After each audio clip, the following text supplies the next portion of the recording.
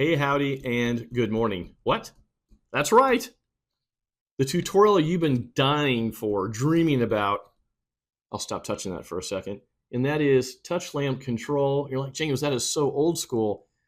But we've been using some remote touch lamp, touch button control for some local lighting control. It's actually really cool, and you can do a lot of stuff with that. Hang on, let me show you this. Let's do this together.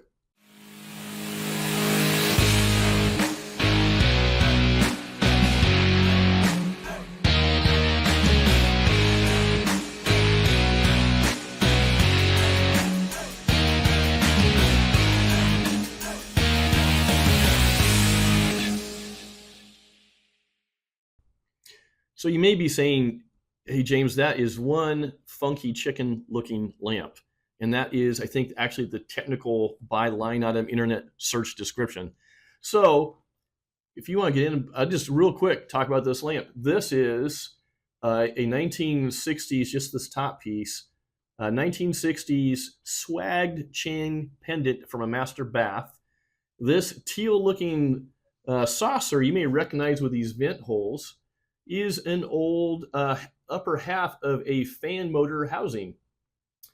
Underneath, you have a mason jar that we cut out a hole for the socket that has an LED, and the lid, I think, is super glued into the top of this old motor housing. Actually, I'm impressed that I painted the bottom. That's unusual. Very thorough. And then this was actually a regular lamp that used to be some respectable color, apparently oil rubbed bronze, and we painted it orange because why not? Hopefully that answered your question. All right, back to the tutorial. Let's take this apart. Let's prep it because I don't want to break stuff. Also gives you a sense of how we put this monster together. It's not UL approved. Oh, I didn't use super glue. I used tech screws. Look at that. That's interesting. So as we're getting ready to do this tutorial, really the lamp isn't the issue. It's just fun to take it apart and kind of show off some stuff. My daughter made this mason jar eons ago and actually painted it. So there you go. So anyways, that's enough of this. So I'm not worried about busting anything because I want to show you the wiring, because the wiring is really simple, and the wiring is what makes this so versatile as far as lighting control. So I'm going to go through this just to show some people. I could tell I was in here before because it's barely on here now. I think there was some glue that used to be on this. That is the vinyl that keeps it from sliding across the table. We'll glue that again later. Here is the base. So you can get, if you look, come in close, here's a touch lamp control. They make these that are LED compatible. And if you look at the wiring, it's almost like wiring a photocell for those of you who wire photocells. So you have incoming power that's on the black. You have the neutral. You have the red that goes to the lamp. If you follow this, this goes up and goes up the stem to the lamp. And then you have the ground, but it's not really a ground. Well, this is what you use to remote. So when you touch the housing, the metal of this, that touch goes through here and works the level. So it's really easy to install, okay? Obviously, I have this. Oh, you didn't see that. I have this unplugged right now so I don't die today. But so if you want to, so look at this, it's really simple wiring. So how do you use this? So let's say you're doing a kitchen remodel and you've got glass doors on your upper cabinets, right? And you're going to have, let's say, LED tape or puck lights inside to, light up your beautiful china, your glassware. I don't know. It doesn't matter. But here's the cool part. Usually we're thinking, okay, I've got a power supply somewhere and I got to do another wall switch to control that. But if you take this green wire, let's say you put this module in a J-box on the top of an upper cabinet, and you extend this little wire down to the back side of a cabinet door hinge or a pull. So you just run it and look at the back.